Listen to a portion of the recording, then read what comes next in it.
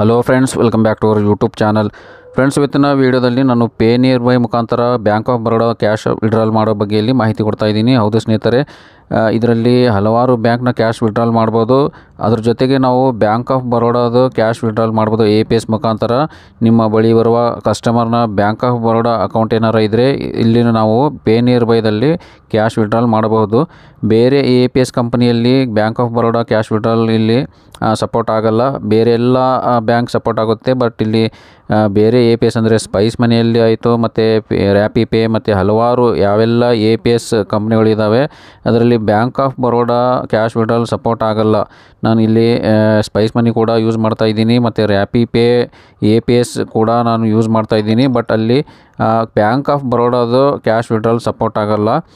But ಇಲ್ಲಿ pay near by APS ಅಲ್ಲಿ ನಾವು ಬ್ಯಾಂಕ್ ಆಫ್ ಬರೋಡಾದು ಕ್ಯಾಶ್ ವಿಡ್ರಾಲ್ ಮಾಡ್ಬೋದು. APS ಮುಖಾಂತರ ಕಸ್ಟಮರ್ನ ಬಯೋಮೆಟ್ರಿಕ್ ಸ್ಕ್ಯಾನ್ ಮಾಡಿ ಆಧಾರ್ ಮುಖಾಂತರ ಇಲ್ಲಿ ಬ್ಯಾಂಕ್ ಆಫ್ ಬರೋಡಾದು ಕ್ಯಾಶ್ ವಿಡ್ರಾಲ್ ಮಾಡ್ಬೋದು. ನಾನು ಇಲ್ಲಿ ಲೈವ್ ಪ್ರೂಫ್ ಇಲ್ಲಿ ತೋರಿಸಿ ಕೊಡ್ತಾ ಇದ್ದೀನಿ ನೋಡಿ. ಇಲ್ಲಿ ಪೇ ನಿಯರ್ ಬೈ ನಾನು ಇಲ್ಲಿ ಲಾಗಿನ್ ಮಾಡಿಕೊಂಡಿದ್ದೀನಿ.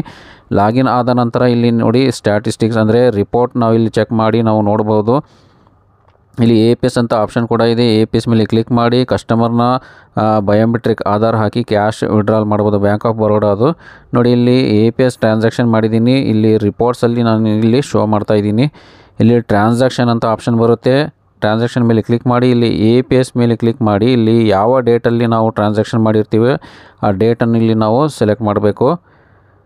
ಫ್ರಮ್ ಡೇಟ್ ಮತ್ತು ಟು ಡೇಟ್ ಸೆಲೆಕ್ಟ್ ಮಾಡಿದ ನಂತರ ಇಲ್ಲಿ ನೋಡಿ ಇಲ್ಲಿ ಟ್ರಾನ್ಸಾಕ್ಷನ್ 1000 ರೂಪೀಸ್ ಇಲ್ಲಿ ಕ್ಯಾಶ್ ವಿಡ್ರಾಲ್ ಆಗಿದೆ. ಮತ್ತು ಇಲ್ಲಿ ಬ್ಯಾಂಕ್ ಇಲ್ಲಿ ಯಾವ ಬ್ಯಾಂಕ್ ಇದೆ ನೋಡಿ, ಇಲ್ಲಿ ಬ್ಯಾಂಕ್ ಆಫ್ ಬರೋಡಾದು ಇಲ್ಲಿ ಬ್ಯಾಂಕಿಂದ ನಾವು ಕ್ಯಾಶ್ ವಿಡ್ರಾಲ್ ಮಾಡಿದ್ದೀವಿ. APS ಅಂದರೆ ಇಲ್ಲಿ ಪೇ ನಿಯರ್ ಬೈದಲ್ಲಿ ಇದು ಸಪೋರ್ಟ್ ಆಗ್ತಾಯಿದೆ ಬ್ಯಾಂಕ್ ಆಫ್ ಬರೋಡಾ.